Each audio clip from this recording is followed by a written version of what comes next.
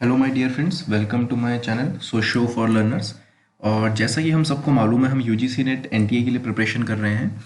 And यहाँ पर हमारा जो विश्वविद्यालय अनुदान आयोग नेट ब्यूरो द्वारा जो न्यू सिलेबस अपडेटेड है, हम उसके ऊपर काम कर रहे हैं, उसको पढ़ रहे हैं। आप स्क्रीन पर देख सकते हैं कि यहाँ पर यूनिट 1 समाजशास्त्रीय सिद्धांत है, जिसके कुछ लेक्चर्स को हम इससे पहले कंप्लीट कर चुके हैं। आज हमारा यूनिट 1 का ये यूनिट 2 का कंप्लीट हो जाएंगे चारों टॉपिक।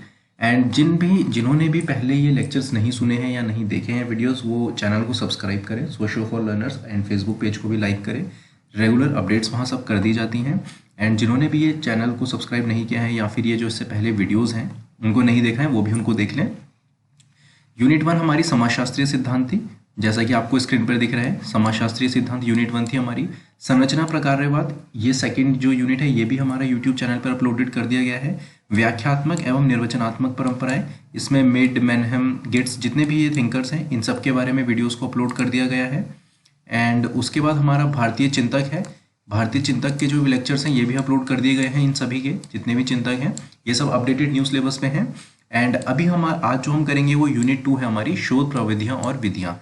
एंड अभी हम 1 या 2 वीडियोज़ में ये पूरा का पूरा टॉपिक कंप्लीट कर देंगे। और जैसे कि आपको मालूम है, जो ये टॉपिक है ये नया नहीं है, ये पहले से सोशियोलॉजी में रहा है।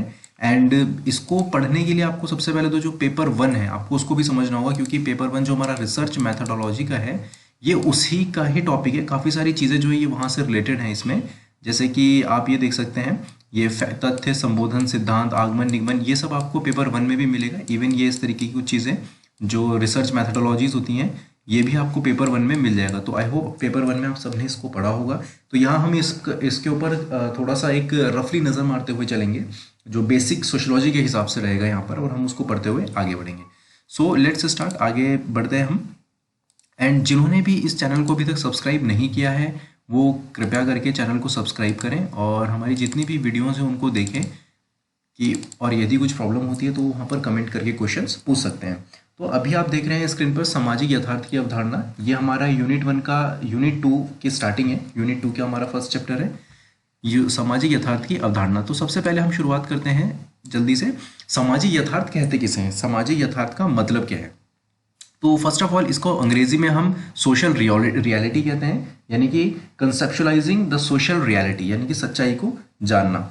तो इसका अर्थ क्या है? ठीक है, देखिए सबसे पहले तो हम समझते हैं सच्चाई अर्थात समाज को उसके वास्तविक रूप में स्वीकार करना, जो कि वास्तव में जैसा है। सामाजिक यथार्थ को इस प्रकार से भी समझा जा सकता है।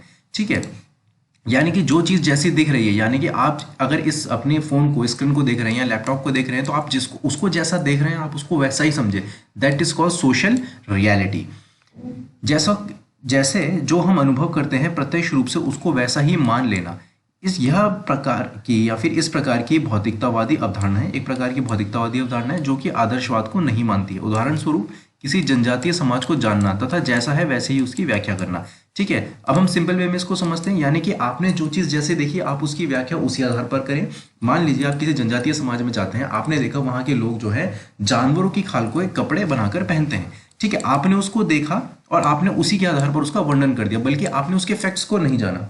ठीक है, आपने नहीं जानने की कोशिश करी कि उसके पीछे क्या कारण था या क्या कारण नहीं था, क्या पता उन्होंने मजबूरी में ऐसा पहना हो। तो हम इस तरीके की स्टडी को क्या बोलेंगे, उसी चीज़ को हम क्या बोलेंगे, सोशल रियलिटी। यानी कि जो चीज़ जैसे आपको दिखी, जो जैसा है आपने उसको वैसे का वैसे ही एक्सेप्ट कर लिया। That is called social reality, सामाजिक यथार्थ की अवधारणा। इसे हम कहते हैं सामाजिक यथार्थ होना किसी चीज़ का।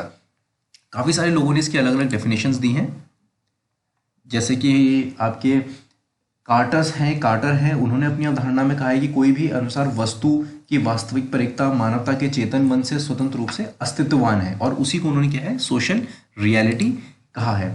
एंड उसके अलावा हमारे एक ब्राउन है, ब्राउन आते हैं। उनके यहाँ पर इन डेफिनेशंस को नहीं लिखा गया, आप जहाँ भी पढ़ते हो या इंटरनेट पे बुक्स में अपनी देख सकते हैं, BA MA की बुक्स में भी इन सब की डेफिनेशंस होंगी। एंड डेफिनेशन के आधार पर बस एक इतना समझा देते हैं कि सामाजिक यथार्थ का मुख्य विचार क्या कहा गया है, कि मुख्य विचार क्या है कि सभी वस्तुएं और क्रियाएं वास्तविक हैं, यदि उनको देखने वाला व्यक्ति ना भी हो तो भी उनका अस्तित्व रहता है। ब्राउन ऐसा कहते हैं। ठीक है, अब हम आगे बढ़ जाते हैं, विज्ञान का दर्शन। देखिए इन लेक्चर्स में ऐसा मत समझिएगा कि बहुत छोटे से चीज़ों में बताया जा रहा है या फिर आपको डिटेलिंग बताई जानी चाहिए। ये जो पूरी यूनिट है, इस यूनिट से बहुत रेयर क्वेश्चंस पूछे जाते हैं। पहली बात तो ये है ये पूरी जो यूनिट है, इस यूनिट में हमारे 3 से 4 चैप्टर होंगे और तीनों चारों चैप्टर से बहुत कम क्वेश्चंस पूछे जाते हैं। इसका 50% सिलेबस हम पेपर 1 में कवर कर लेते हैं। सो यहाँ पर केवल एक बेसिक कॉन्सेप्ट क्लैरिटी के लिए है ये, क्योंकि अब पूरा सिलेबस चल रहा है तो उसके साथ साथ ही हमने इसको बना दिया है। साथ अगर आपको कुछ ऐसा इशू लगता है, कुछ प्रॉब्लम, तो आप कमेंट करके क्वेश्चन पूछ सकते हैं। आगे हम देखते हैं विज्ञान का दर्शन। जब विज्ञान की व्याख्या दार्शनिक दृष्टिकोण से की जाए तब वह विज्ञान का दर्शन कहलाता है, यानी कि फिलॉसफी ऑफ साइंस। ठीक है, इसको हम क्या बोलते हैं, यानी कि किसी भी चीज को आंतरिक संबंधों के आधार पर स्थापित करना, किसी चीज को गहराई से जानना ही विज्ञान का दर्शन है। ठीक है, इसका डेफिनेशन क्या होती है? विज्ञान का दर्शन विज्ञान की नींव, तरीके और निहितार्थ से संबंधित दर्शन का एक क्षेत्र है। इस अध्ययन के केंद्रीय प्रश्न यह देखते हैं कि विज्ञान के रूप में क्या योग्यता है और वैज्ञानिक सिद्धांतों की विश्वसनीयता और ज्ञान का अंतिम उद्देश्य क्या है। ठीक है, यहाँ पर कंफ्यूज होने जैसा कुछ नहीं है, केवल सिंपल यह है कि विज्ञानियन की फिलॉसफी जो है, फिलॉसफी इन साइंस, फिलॉसफी को साइंस के वे में कैसा देखा गया है। फिलॉसफी क्या होती है? जैसे कि हम सब जानते हैं फिलोसफिकल थिंकर्स होते हैं बहुत सारे, तो वही ये केवल फिलॉसफी बताई गई है कि जो भी सिद्धांत है या विज्ञान है, जो दर्शन का, फिलॉसफी का जो साइंस है, उसके सिद्धांतों की विश्वसनीयता क्या है और उनका अंतिम उद्देश्य क्या है। यानी कि विज्ञान क्या होता है, हम सबसे पहले समझ लें। वैज्ञानिक तरीके से सत्य को जानना ही क्या है, हमारा विज्ञान कहलाता है। और दर्शन क्या है? दुनिया के सबसे सामान्य और उन विषयों का अध्ययन जिनके साथ हम सोचते हैं। ठीक है, हम जिस भी चीज को सोचते हैं, यानी कि गांधीयन फिलॉसफी जैसे हमने सुना है, टैगोर की फिलॉसफी सुना है, महात्मा बुद्ध की फिलॉसफी सुना है, तो जिस तरीके से वो सोचते थे चीजों को, दुनिया के सबसे सामान्य और उन विषयों का अध्ययन जिनके साथ हम सोचते हैं, जिनकी आइडियोलॉजीज को भी हम कहीं ना कहीं फॉलो करते हैं, तो वो क्या कहलाता है? एक तरीके का दर्शन कहलाता है। आगे देखते हैं हम सामाजिक विज्ञान में वैज्ञानिक पद्धति। अब सामाजिक विज्ञान में जो वैज्ञानिक पद्धति है, सोशल साइंस में, यानी कि हम यहाँ पर सोशियोलॉजी की बात कर रहे हैं, समाजशास्त्र की। सोशियोलॉजी में सामाजिक विज्ञान में वैज्ञानिक पद्धति का क्या उपयोग है? ठीक है, अगस्त कॉम्टे की हम यहाँ बात करेंगे। कॉम्टे क्या कहते हैं? वैज्ञानिक विधि में धर्म, दर्शनीय परिकल्पना का कोई स्थान नहीं होता है। वैज्ञानिक पद्धति का अर्थ है निरीक्षण, परीक्षण, प्रयोग एवं वर्गीकरण, एक व्यवस्थित कार्य प्रणाली। ये सबसे इंपॉर्टेंट लाइन है। ये जो 4 लाइन है, यहाँ पर पूरा सोशियोलॉजी का आपको एक क्रक्स समझते हैं ना, निष्कर्ष समझ लीजिए, समाजशास्त्र का एक निष्कर्ष। Father of sociology Auguste Comte ही है। ठीक है, जो कॉम्टे ने आपको एक चीज कही है, जो उन्होंने अपने पॉजिटिविज्म, जिसे उन्होंने कहा, जिसे कि पॉजिटिविज्म के नाम दिया गया, पॉजिटिविज्म। ठीक है, पॉजिटिविज्म का जिसको उन्होंने नाम दिया, तो प्रत्यक्षवाद, जिसे हिंदी में उन्होंने नाम दिया कि एक प्रत्यक्षवाद है। तो उन्होंने क्या बोला कि प्रत्यक्षवाद क्या है? उन्होंने समाजशास्त्र को जब एक सोशल साइंस के रूप में परिभाषित किया, तो उन्होंने कहा कि ये केवल ऐसा विज्ञान नहीं है कि जो आप एक बैठे और आपने किसी चीज की व्याख्या कर दी। नहीं, उन्होंने कहा एक साइंटिफिक विज्ञान है। जिस तरीके से एक लैब होती है, एक साइंटिस्ट काम करता है, तो उन्होंने कहा जो सोशल स्टडीज है, यानी कि जो समाज है, वो भी क्या है? एक तरीके का लैब है। और समाजशास्त्री जो हम हैं, साइंटिस्ट हैं, जो सोशोलॉजिस्ट है, वो उसको जानता है, जांचता परखता है, उसके आधार पर निर्णय देता है। तो यहाँ पर उन्होंने क्या बताया? कॉम्टे के अनुसार वैज्ञानिक विधि क्या है? किसी भी चीज का निरीक्षण करना, परीक्षण करना और उसका वर्गीकरण करके एक व्यवस्थित कार्य रूप में उसको परिभाषित करना। जैसे कि मान लीजिए आप किसी भी संस्था, विभाग के ऊपर आप अध्ययन कर रहे हैं, तो आप क्या करेंगे? केवल ये तो नहीं देखेंगे कि 10 लोगों ने विभाग किया और उसके अध्ययन पर उसका डेफिनेशन लिख दी। हम क्या करते हैं? उसका निरीक्षण, परीक्षण, प्रयोग एवं वर्गीकरण के आधार पर उसकी व्याख्या करते हैं। वैज्ञानिक विधि में अध्ययनकर्ता निष्पक्ष होकर किसी भी विषय की जांच करता है। सिंपल है, वैज्ञानिक अध्ययन जो होगा उसमें निष्पक्ष ही होना पड़ता है। वैज्ञानिक विधि की कुछ विशेषताएं होती हैं, जैसे अवलोकन। अवलोकन का मतलब अंग्रेजी में हमारा होता है ऑब्जर्वेशन। ठीक है, आगे के हम टॉपिक में फिर से भी पढ़ेंगे। ऑब्जर्वेशन 2 तरीके का होता है, सहभागी, असहभागी, वो हम आगे देखेंगे। अभी केवल इतना जान लेते हैं अवलोकन क्या होता है। अवलोकन करते हैं अनुसंधानकर्ता द्वारा घटना का निरीक्षण करना। और अवलोकन मतलब एक तरीके से होता है आइस, आंखें, यानी कि ठीक है, आंखों के द्वारा जो चीज आप देखेंगे उसका अवलोकन करना। हम रोज देखते हैं, कुछ ना कुछ चीजों को ऑब्जर्व करते हैं, ऑब्जर्वेशन, यही ऑब्जर्वेशन कहलाता है। अवलोकन का मतलब यही है, चीजों को देखना और उसका निरीक्षण करना। सामान्यकरण यानी कि चीजों का जनरलाइजेशन करना, यानी कि तथ्यों के आधार पर किसी सामान्य नियम अथवा सामान्य प्रवृत्ति को स्पष्ट करना। आपने किसी भी चीज को हमने व्याख्या करनी है, मान लीजिए हमने किसी जनजातीय समाज को देखना है, तो हमने फैक्ट्स देखे कि ये जनजाति यहाँ रहती है, इस पर्टिकुलर समय में ये लोग प्रवास करते हैं, ये खाते हैं, इनके यहाँ विवाह इस तरीके से होते हैं। तो हमने क्या करा? फैक्ट बेस्ड है, तथ्यों के आधार पर उसकी व्याख्या करी। सामान्यकरण। भविष्यवाणी, किसी विषय के विभिन्न पक्षों का सामान्य करने के लिए के पश्चात प्राप्त निष्कर्षों के आधार पर भविष्य की घटना के बारे में अनुमान लगाना। भविष्यवाणी क्या होता है? अभी आपने कोई भी स्टडी करी, मान लीजिए उसी जनजातीय समाज की आपने स्टडी करी, और उसके बाद आप क्या करेंगे? अब उसके आधार पर उसकी भविष्यवाणी करेंगे कि ये आगे कैसे रहे होंगे, या फ्यूचर में ये लोग कहाँ मूवमेंट करेंगे, या इनके समाज में क्या परिवर्तन आएंगे, या पहले क्या परिवर्तन आए होंगे, उसे हम कहते हैं भविष्यवाणी। फिर आता है हमारा तर्क व वस्तुनिष्ठता, यानी कि वस्तुनिष्ठता का अर्थ है तथ्य जैसे भी हो उसे वैसे ही प्रदर्शित करना। ठीक है, जो तर्क होते हैं यानी कि फैक्ट जिसे हम कहते हैं, फैक्ट भी कह सकते हैं, या सब्जेक्टिविटी कहते हैं, ऑब्जेक्टिविटी कहते हैं वस्तुनिष्ठता को। ठीक है, सब्जेक्टिविटी हो गई, आपकी ऑब्जेक्टिविटी हो गई। इसका मतलब ये है कि जो चीज़ आपने जैसी देखी है आप उसको बिना छेड़छाड़ के वैसे का वैसे ही प्रदर्शित करें, यानी कि बिना किसी पक्षपात के। पक्षपात का मतलब ये हुआ कि मान लीजिए आपने किसी भी समाज का अध्ययन किया और आपने उस अध्ययन के आधार पर क्या किया, आपने देखा उस अध्ययन का आप ज़्यादा इन्फ्लुएंस हो गए, आपने उसकी नकारात्मक चीज़ों को छुपा दिया और पॉजिटिव चीज़ों को बता दी, या आप किसी समाज से इतने ज़्यादा आपको लगा कि हाँ तो नकारात्मक होता है तो आपने उसकी नकारात्मक चीज़ों के ऊपर ध्यान दे दिया। तो क्या होता है कि चीज़ों में बिल्कुल भी आपकी पक्षपात नहीं होना चाहिए, पक्षपात रहित होना चाहिए, इस प्रकार का अध्ययन।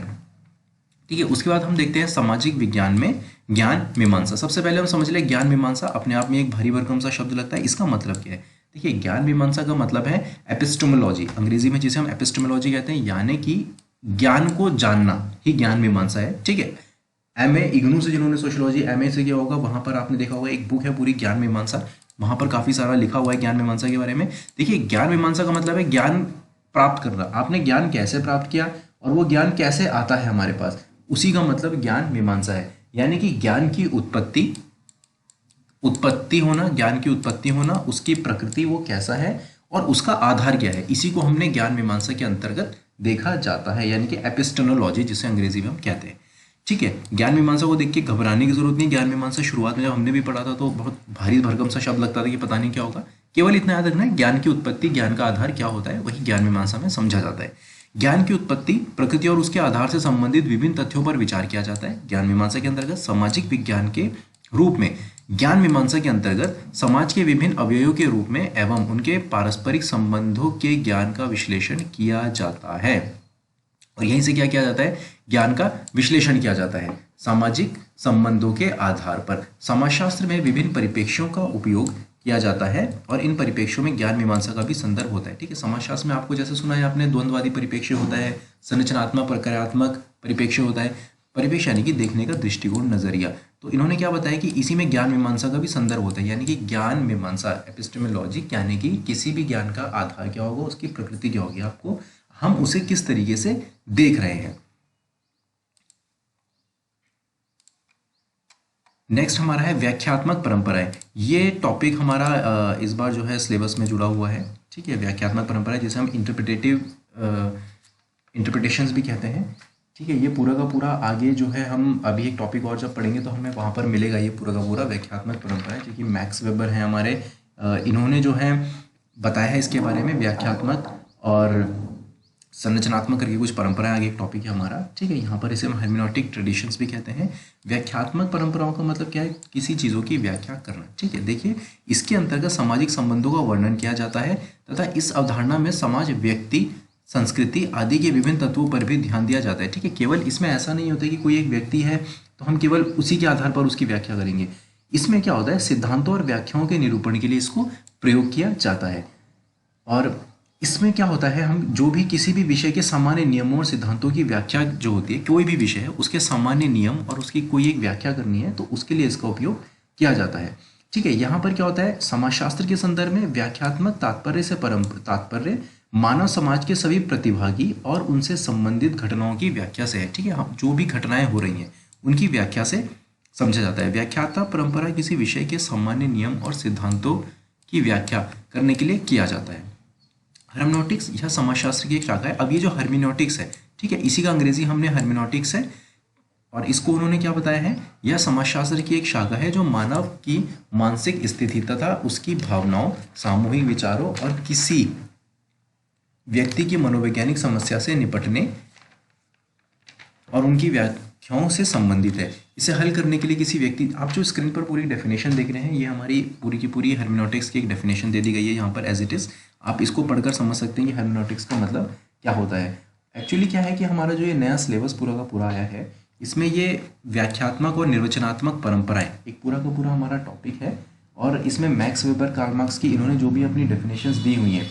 यूनिट 1 में हमारा एक थर्ड लेक्चर है, यूनिट 1 में हमारा जो एक लेक्चर है, थर्ड चैप्टर है, इसी का नाम पूरा का पूरा व्याख्यात्मक एवं निर्वचनात्मक परंपराएं है, जहाँ पर J.S. मिड, कार्ल मेनहम के बारे में बताया गया है। जिनको यहाँ पर इसको समझने में प्रॉब्लम है व्याख्यात्मक परंपराओं को, ठीक है, वो लोग वहाँ पर जा सकते हैं। यूनिट 1 का हमारे यूट्यूब चैनल पे आपको चैप्टर मिल जाएगा यूनिट 1 का, और वहाँ लिखा हुआ है व्याख्यात्मक एवं निर्वचनात्मक परंपरा, आप वहाँ से समझ सकते हैं। क्योंकि ये थोड़ा सा टिपिकल हो जाता है, जनरली है क्या, ये पहले सिलेबस में नहीं था, ये इस बार जोड़ दिया गया है, ठीक है। तो ये केवल आप इसका मीनिंग समझ लें यहाँ पर एक हल्का सा, कि इसका मतलब क्या है व्याख्यात्मक परंपराओं का। यह समाजशास्त्र की एक शाखा है जो मानव मानसिक स्थिति और उसकी भावनाओं, सामूहिक विचारों और किसी व्यक्ति की भावनाओं और उनकी व्याख्याओं से संबंधित है, ठीक है। कि कोई व्यक्ति की जो हमारी भावनाएं होती हैं किसी चीज़ को देखने की, उनसे व्याख्याओं से संबंधित है। इसे हल करने के लिए किसी व्यक्ति की मनोवैज्ञानिक समस्या से निपटना नहीं है, ऐसा काम जो पेशेवर मनोचिकित्सक द्वारा किया जाता है, ठीक है। केवल आपका समस्या से निपटाना नहीं है कि व्यक्ति की मनोवैज्ञानिक समस्या से आप निपटेंगे। यह एक शाखा है जो समाज के मनोविज्ञान का अध्ययन करने के लिए बनाई गई है, ताकि प्रस्तावित परिवर्तन समाज की सोच के अनुसार हो, ठीक है। केवल एक तरीके का ये परिप्रेक्ष्य है, ठीक है, एक तरीके का ये ऐसा समझ लीजिए एक तरीका है, और जो कि केवल समाज का अध्ययन करने के लिए उपयोग में लाया जाता है, और यह किसी भी विषय के समान नियमों और सिद्धांतों की व्याख्या करने के लिए किया जाता है। इतना ही याद रखना है, बाकी जो डिटेलिंग है उस लेक्चर में दे दी गई है आपको व्याख्यात्मक परंपराओं के बारे में। नेक्स्ट हम देखते हैं आचार शास्त्र। आचार शास्त्र जनरली हमारा क्या है, आचार शास्त्र का संबंध जीवन के नैतिक और अनैतिक मानदंडों से है। ये हमने सभी स्कूलों में अपने पढ़ा होगा। आचार शास्त्र जिसे हम मोरालिटी इथिक्स कहते हैं, ठीक है। इथिक्स का मतलब होता है सही व गलत में निर्णय लेना ही आचार शास्त्र है, ठीक है। आचार शास्त्र के अंतर्गत जीवन के आदर्श, नियमों और मानदंडों को स्थापित करना है। आचार शास्त्र का मुख्य स्वरूप ही नैतिकता है, यानी कि मोरालिटी जिसे हम कहते हैं, ठीक है। सही व गलत को ही कहना आचार शास्त्र है, इथिक्स के अंतर्गत आता है। ये बेसिकली फिलॉसफी का पूरा टॉपिक है। समाजशास्त्र में आचार शास्त्र का क्या अध्ययन है वो यहाँ पर केवल बताया गया है। समाजशास्त्र में आचार शास्त्र का महत्व क्या है, व्यवसायिक क्षमता, यानी कि समाजशास्त्री को अपने काम में सक्षम होना चाहिए, ठीक है। अपनी विशेषज्ञता की सीमाओं को पहचानना चाहिए, किसी तरीके की चोरी नहीं करनी चाहिए। यानी कि आप कोई भी अगर स्टडी कर रहे हैं, आप किसी भी कहीं पर भी शोध कर रहे हैं किसी भी क्षेत्र में, तो आपके अंदर क्या होना चाहिए, एक आचार शास्त्र होना चाहिए, ठीक है। ऐसा नहीं कि आप उसके बारे में गलत जानकारी दे दें या फिर जानकारियों को छुपा ले, तो हमारे अंदर एक मोरालिटी होनी चाहिए। यहाँ केवल इसका यही मतलब है। समाजशास्त्र में आचार्य शास्त्र का क्या महत्व है, जैसे कि ईमानदारी, जो हमारे इथिक्स होती है, इथिक्स की कुछ वैल्यूज होती हैं, जैसे कि चोरी ना करना, ईमानदारी रखाना, ठीक है, बुरा ना सोचना, बड़ों का आदर करना, इस तरीके से है ना। ये आगे भी सोशियोलॉजी में आएंगे ये टॉपिक्स हमारा अखंड, ये इस तरीके का आचार शास्त्र के बारे में। तो केवल इतना याद रखें कि समाजशास्त्र में क्या है, ईमानदारी, जैसे कि अखंडता। समाजशास्त्री को अपने व्यावसायिक गतिविधियों में ईमानदार रहना चाहिए, पेशेवर और वैज्ञानिक जिम्मेदारी रखनी चाहिए, सामाजिक उत्तरदायित्व निभाना चाहिए, लोगों के अधिकार और विविधता के लिए सम्मान रखना चाहिए। इथिक्स का मतलब ही यही है, ठीक है। आप इथिक्स कहीं पर भी पढ़ सकते हैं, चाहे समाजशास्त्र हो चाहे फिलॉसफी हो, सब जगह आचार शास्त्र की सेम परिभाषा है। आपको केवल इतना याद रखना है, सही व गलत में निर्णय लेने की क्षमता ही बेसिकली आचार शास्त्र कहलाती है। उसके बाद एक हमारा टॉपिक, इस बार ये नया टॉपिक जोड़ा गया, राजनीति शास्त्र। पहले भी था ये, समाजशास्त्र और आचार शास्त्र में क्या अध्ययन है, क्या अंतर है, लेकिन इस बार अलग से थोड़ा सा राजनीति शास्त्र को इस यूनिट में पूरा दे दिया गया है कि राजनीति शास्त्र समाजशास्त्र कैसे संबंधित है। तो राजनीति शास्त्र बेसिकली क्या होता है, पॉलिटिकल साइंस जिसे हम कहते हैं, पब्लिक एडमिनिस्ट्रेशन भी होता है, और पॉलिटिकल साइंस आपस में जुड़े हुए सब्जेक्ट हैं, एक ही सब्जेक्ट की ब्रांचेस हैं। यानी कि राजनीति, यानी कि आप समझते हैं सरकार प्रशासन, वो पूरा राजनीतिक मामला है, और उस राजनीति का समाज में क्या संबंध है, केवल वही यहाँ पर जानना है। राजनीति शास्त्र व सामाजिक विज्ञान जो मानव की या समाज की राजनीतिक क्रियाओं का अध्ययन करता है। राजनीति शास्त्र की मुख्य अध्ययन वस्तु ही क्या होता है, राज्य, यानी कि स्टेट। जैसे कि भारत में या केंद्र सरकार, राज्य सरकार जो है, राज्य से मतलब यहाँ केवल ये नहीं है आप जिस पर्टिकुलर स्टेट से हो उस राज्य का। जैसे कि आप उत्तर प्रदेश से हैं या बिहार से हैं, तो राज्य का मतलब यहाँ पर ये नहीं, यहाँ राज्य का मतलब देश है, यानी कि इंडिया, भारत, ठीक है। ये एक्चुअली सब फॉरेन थिंकर्स थे जिन्होंने डेफिनेशन दी है, तो जनरली अमेरिकन से, तो वहाँ राज्य का मतलब क्या होता है, स्टेट अलग होती है वहाँ पर, तो वहाँ स्टेट्स के नाम पे दिया गया ये, ठीक है। अर्थात राज्य का गठन, उसके उद्देश्य, सरकार की प्रशासन प्रणाली कैसी होनी चाहिए। सामान्य रूप से देखा जाए तो यह सब भी क्या है, एक समाज के एक अंग है, समाज व्यक्तियों से ही बना है, और जो वो काम करते हैं वो जनता की भलाई के लिए करते हैं। बोलते हैं ना, जनता का शासन और जनता के लिए, अब्राहम लिंकन ने जैसा कहा है, तो इसी तरीके का ये समाज के लिए किया गया है। समाजशास्त्र में देखा जाता है कि कोई व्यक्ति किस प्रकार राज्य की राजनीतिक व्यवस्था से प्रत्यक्ष अप्रत्यक्ष रूप से प्रभावित होता है, और उसका समाज पर क्या प्रभाव पड़ता है, यही हमारा कहलाता है राजनीति शास्त्र। समाजशास्त्र और राजनीति में यही फर्क है। यहाँ से क्वेश्चन पूछे जाने की संभावना बहुत कम रहती है इस पूरे के पूरे टॉपिक से। सो यहाँ पर इसीलिए बहुत शॉर्टकट में बताया गया है, और हमने भी आपको ज़्यादा समय नहीं लगाया इस टॉपिक के ऊपर, इन चैप्टर्स के ऊपर। बहुत ईजी में इसको समझा दिया है, बिल्कुल हल्का हल्का फैक्ट्स के हिसाब से। आप बुक्स में पढ़ेंगे तो बहुत कन्फ्यूजन रहता है, आप केवल इनको एक तरीके से समझ लें, जो भी स्टूडेंट हैं वो इनको समझ लेगा एक बारी में अच्छे से कि सामाजिक यथार्थ क्या होता है, ज्ञान मीमांसा क्या होता है, आचार शास्त्र क्या होता है। एंड प्रीवियस ईयर्स में एक दो क्वेश्चन ही यहाँ से पूछे गए हैं, तो ज़्यादा घबराने की ज़रूरत नहीं है इस यूनिट से। आगे भी जो टॉपिक्स हैं उनको हम बहुत शॉर्ट में ही समझाएंगे। आगे जो यूनिट 3 आएगी वो ज़्यादा इंपॉर्टेंट हो जाएगी। इसी के साथ साथ हम कुछ 3-4 टॉपिक हैं और इनको भी देख लेते हैं, जैसे कि शोध, अभिकल्प और निरूपण। ये इसी यूनिट का सेकंड चैप्टर है, जहाँ पर इन्होंने शोध, अभिकल्प और निरूपण दिया गया है, यानी कि रिसर्च डिज़ाइन। ये हमारा बेसिकली पेपर 1 का टॉपिक है। यहाँ हमने लिख दिया है पेपर 1, जो हमारा रिसर्च मैथडोलॉजी है ये वहाँ से जुड़ा हुआ है। रिसर्च डिज़ाइन, रिसर्च क्या होता है, क्वेश्चनर क्या होता है, अवलोकन क्या होता है, ये सब कुछ वहाँ से है। एंड अगर हमने पेपर 1 पढ़ा है तो हम वहाँ ज़्यादा डिटेल में बताएंगे, अदरवाइज पेपर 1 आप कहीं ना कहीं से पढ़ रहे होंगे। यहाँ सोशियोलॉजिकल पर्सपेक्टिव में हम इसको थोड़ा सा देख लेते हैं। शोध अभिकल्प क्या होता है, इसका मतलब होता है अनुसंधान प्रारूप, यानी कि रिसर्च डिज़ाइन। जो भी हम शोध करते हैं उसका एक रिसर्च डिज़ाइन फॉर्मेट पूरा तैयार किया जाता है। शोध कैसा होगा, उसमें किन किन चीज़ों का हम इस्तेमाल करेंगे, किस क्षेत्र में जाएंगे, घटना कैसी होगी, किस तरीके का शोध होगा, क्या टूल्स यूज़ किए जाएंगे, यही रिसर्च डिज़ाइन कहलाता है। सामाजिक शोध का अर्थ क्या है, एक क्रमबद्ध तथा वैज्ञानिक अध्ययन विधि जिसके आधार पर हम सामाजिक घटनाओं का अध्ययन करते हैं, जो भी नवीन ज्ञान प्राप्त होता है। मान लीजिए आप किसी समाज का अध्ययन करना जा रहे हैं, महिलाओं की सामाजिक आर्थिक परिस्थिति के बारे में जान रहे हैं, तो वो क्या है, एक तरीके का सामाजिक शोध है। इससे पहले हमने क्या पढ़ा है, सामाजिक यथार्थ, सोशल रियलिटी। कंफ्यूज ना हो सामाजिक यथार्थ और सामाजिक शोध में। सामाजिक शोध यानी कि it is a social research.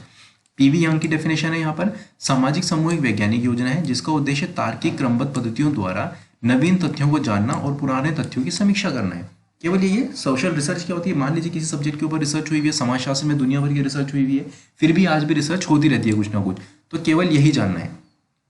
शोध अभिकल्प यानी कि रिसर्च डिजाइन का मतलब क्या हो गया, जो भी शोध हो चुकी है या शोध हो रही है उसको क्रमबद्ध रूप से जानना, और जो पहले कमियां रही हैं या नई चीजें रही हैं उनको जानना, और जो पुरानी कमियां रही है उनको दूर करना। इसकी कुछ इंपॉर्टेंट चीजें देख लेते हैं। सामाजिक अनुसंधान में नवीन तथ्यों की क्या होता है, सोशल रिसर्च में हम नवीन तथ्यों की खोज करते हैं, पुराने तथ्यों का परीक्षण करते हैं, सामाजिक संबंधों और घटनाओं की व्याख्या की जाती है, कारणों का अध्ययन किया जाता है, भविष्य होने वाली घटनाओं का अनुमान लगाया जाता है, और भौतिक घटनाओं की तरह सामाजिक घटनाओं की कुछ नियमों पर आधारित होती हैं, और इसके अंतर्गत मानव की भावनाओं, व्यवहार, मनोवृत्तियों का अध्ययन किया जाता है। केवल आपको इतना जानना है कि सोशल रिसर्च क्या होती है। रिसर्च में ये 7 जो हमारे टॉप पॉइंट हैं इनको याद कर लें, इनको नोट कर लें कि रिसर्च में क्या जानते हैं। रिसर्च में हम नई चीज़ों के बारे में जानेंगे, जो पहले गलतियाँ हुई उनको दोहराएंगे नहीं, और सामाजिक घटनाएं नियमों पर आधारित होती है उनके बारे में जानेंगे, पुराने तथ्यों का पुनर्परीक्षण करेंगे। That is called social research. इसी को कहते हैं हम सामाजिक अनुसंधान भी कहते हैं, और रिसर्च यहाँ पर डिज़ाइन भी इसी को कहा गया है। क्वेश्चन यहाँ से जनरली नहीं रहता है, अगर कुछ रहता भी तो सिंपल ही पूछा जा सकता है कि सोशल रिसर्च का इंपॉर्टेंस क्या है, या सोशल रिसर्च में निम्नलिखित में से कौन सा तथ्य सम्मिलित नहीं किया जाता है। तो ये बेसिक हैं इसके, आप इसके आधार पर या बेसिक ये कॉमन सेंस के आधार पर भी हम इसे सॉल्व कर सकते हैं यहाँ से जो क्वेश्चन आते हैं।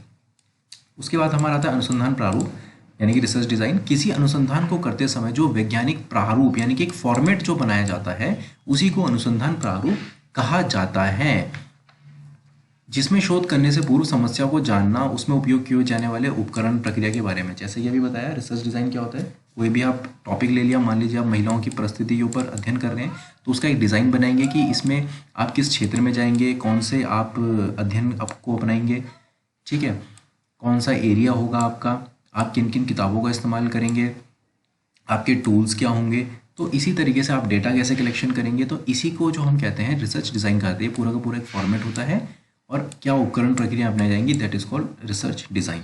अनुसंधान में 2 रूप में विभाजित किया जा सकता है, जैसे कि आदर्श प्रारूप जिसमें यहाँ जाना जाता है कि और अध्ययन कैसे किया जाना चाहिए, और एक होता है व्यवहारिक शोध प्रारूप जिसमें यह जांचा जाता है कि अध्ययन को अनुभव के आधार पर किया जाना चाहिए। ठीक है, यहाँ पर 2 चीज़ बताई है कि जो अध्ययन होता है अनुसंधान प्रारूप को बेसिकली 2 तरीके से उन्होंने डिवाइड कर दिया है कि एक में तो क्या होगा कि रिसर्च कैसे किया जाना है आप केवल ये देखेंगे, और दूसरा कि अध्ययन अनुभव के आधार पर, यानी कि आप खुद से जाएंगे फील्ड में और रिसर्च करेंगे, उसी को इन्होंने यहाँ पर बताया है। इस तरीके से आप अनुसंधान प्रारूप तैयार कर सकते हैं। अनुसंधान के प्रकार जो रिसर्च होता है हमारा कुछ डिफरेंट तरीके के होते हैं, जैसे कि अन्वेषणात्मक, वर्णनात्मक और प्रयोगात्मक। ठीक है, अन्वेषणात्मक शोध प्रारूप क्या होता है, वह स्थिति जिसमें जो शोधकर्ता होगा वो जिसमें शोधकर्ता को खुद पूरी जानकारी नहीं होगी, यानी कि उसको टॉपिक के बारे में खुद से नहीं मालूम होगा कि उसको एक्चुअल में रिसर्च किस चीज़ के बारे में करनी है। ठीक है, प्रॉपर इन्फॉर्मेशन नहीं है। जैसे कि मान लीजिए आप एक जगह पर बैठे हैं और आप यहाँ से सोच रहे हैं कि अफ्रीका के ऊपर कोई रिसर्च कर ले, तो अन्वेषणात्मक शोध प्रारूप हो जाएगा, आपको ज़्यादा जानकारी नहीं है। ठीक है, आप किताबों से ही जानकारी ले सकते हैं। दूसरा आता है वर्णनात्मक शोध प्रारूप, वह स्थिति जब जब यह शोधकर्ता खुद घटना का पूर्व विवरण देना हो जिसमें चर या फिर एक या एक से अधिक चर के बीच संबंध आदि सम्मिलित होता है। वर्णनात्मक शोध प्रारूप क्या होता है? वह स्थिति जब शोधकर्ता खुद घटना का पूर्ण विवरण देना हो। ठीक है, आप जाएंगे और आप घटना का जो है पूरा का पूरा विवरण प्राप्त करेंगे और उस आधार पर आप जो है जानकारी प्राप्त करेंगे। इसको हम बोलते हैं वर्णनात्मक शोध प्रारूप। फिर आता है हमारा प्रयोगात्मक शोध प्रारूप। इसमें चर के बीच कार्य कारण संबंधों का विश्लेषण किया जाता है। कोई भी दो चर हैं, चर यानी कि आप समझ रहे होंगे जो हमेशा परिवर्तित होते रहते हैं। ठीक है, उनके कार्य कारणों संबंधों का विश्लेषण किया जाता है। प्रयोगात्मक बेसिकली जैसे कि लैब के लिए हम वर्ड यूज करते हैं कि एक तरीके से टेक्निकल टर्म है ये प्रयोगात्मक, कि जो भी दो चीजें आती हैं और उनके बीच में कैसा संबंध है उसी के आधार पर विश्लेषण किया जाता है। उसके बाद हमारा आ जाता है डेटा। डेटा बेसिकली क्या होता है? किसी भी चीज का जानकारी जुटा के रखना, उसी को हम डेटा कहते हैं। सिंपल है बिल्कुल। डेटा का अर्थ क्या होता है? तथ्यों और सूचनाओं का व्यवस्थित संकलन करना, उसी को हम डेटा कहते हैं। मुख्यतः डेटा को दो भागों में बांटा जाता है, जैसे संख्यात्मक डेटा और अक्षर डाटा। संख्यात्मक यानी कि 1 2 3, ठीक है, डेटा जो होगा आंकड़ों के फॉर्म में। अक्षर डाटा यानी कि जो हमारे पास जैसे ये पूरा लिखा हुआ है, ये क्या है? एक तरीके का अक्षर डाटा है।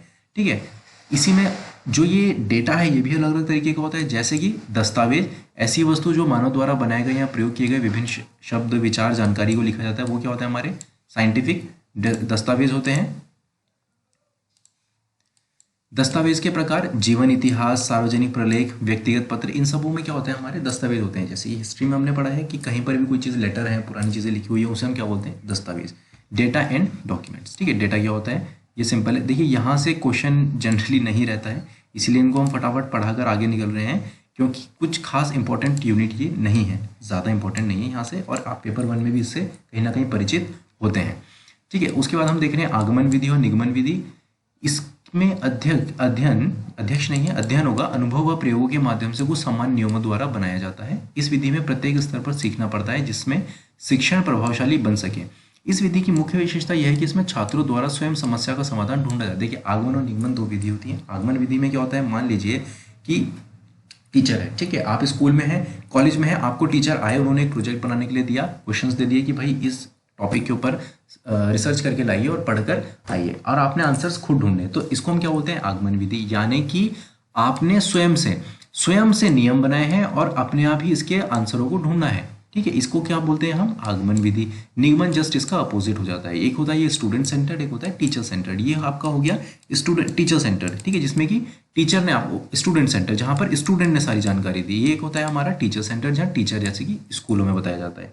इस विधि में शिक्षा के माध्यम व नियमों के अनुभव के आधार पर बताया जाता है, उसके पश्चात छात्रों द्वारा इसका प्रयोग किया जाता है। यह विधि मुख्यतः छोटी कक्षाओं, क्लियर हो गया यहाँ से, छोटी कक्षाओं में उपयोग की जाती है। इसमें समय की बचत होती है और इसमें शिक्षक को रचनात्मक रूप में नए नए उदाहरण बनाकर सिखाया जाना पड़ता है। ठीक है, जैसे हम स्कूल में होते हैं, मान लीजिए 5th क्लास का कोई स्टूडेंट है, आप उसे पढ़ा रहे हैं, तो आपको क्या होगा? बहुत इनोवेटिव होना पड़ेगा, अलग अलग टेक्निक से बढ़ाना पड़ेगा। आप उसको किताब देकर नहीं कह सकते कि तुम घर से करके लाओ या कोई नया टॉपिक देके, आपको सब आंसर देने होंगे। ये क्या होता है? टीचर सेंटर्ड लर्निंग होती है। ठीक है, जब आप लर्निंग के मॉडल्स पढ़ेंगे पेपर 1 में, ये वहाँ पर भी आता है, टीचर सेंटर्ड, स्टूडेंट सेंटर्ड आती हैं, दो तरीके के लर्निंग मॉडल।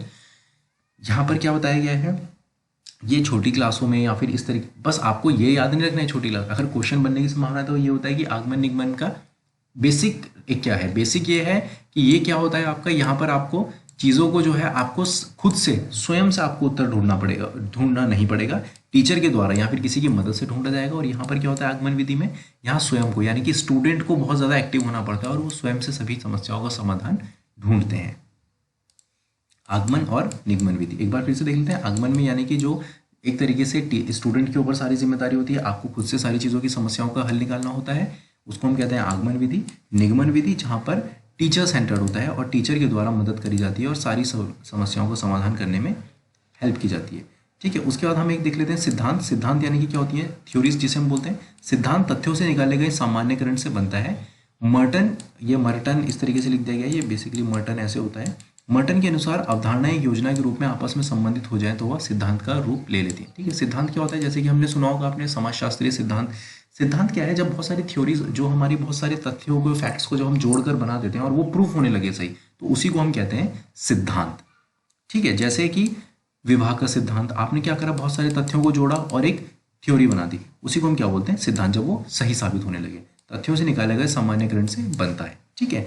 उपकल्पना यानी कि जिसे हम हाइपोथेसिस कहते हैं, यानी कि क्या होता है, एक भविष्यवाणी, आप कोई भी अध्ययन कर रहे हैं और आप एक अनुमान लगा रहे हैं, यानी कि अनुमान लगाना कि हाँ इससे हमें ये रिजल्ट मिलेगा, यानी कि मान लीजिए आप पढ़ाई कर रहे हैं इस वक्त और आपने पढ़ाई करके एक अनुमान लगाया कि आप इस बार नेट का एग्जाम क्वालिफाई कर लेंगे, तो ये क्या है, एक तरीके की हाइपोथेसिस बन जाएगी। अनुमान लगाना, जरूरी नहीं कि वो सही हो या नहीं हो, ठीक है, जनरली इसको सही प्रूफ करना पड़ता है। परिकल्पना भविष्यवाणी एक विशिष्ट कथन है, यह ठोस सैद्धांतिक की बजाय शब्दों में वर्णन करता है कि आप अध्ययन में क्या उम्मीद करेंगे। सभी अध्ययनों में परिकल्पना नहीं होती है। ठीक है, एक चीज़ ये भी है कि जब आप कोई अध्ययन करते हैं, जरूरी नहीं है कि आपको हमेशा उपकल्पना या हाइपोथेसिस बनानी पड़े, और इसके लिए इसका इस्तेमाल पर किया जाता है। जनरली हम ये देखते हैं कि कोई रिसर्च को अगर अच्छे से हमें सॉल्व करना है तो उसके लिए हम इसका इस्तेमाल करते हैं, उपकल्पना का। एंड आई होप ये लेक्चर आप लोगों को समझ आया होगा। इसके बाद हम इसके आगे के 2-3 टॉपिक और हैं उनको कंप्लीट करेंगे।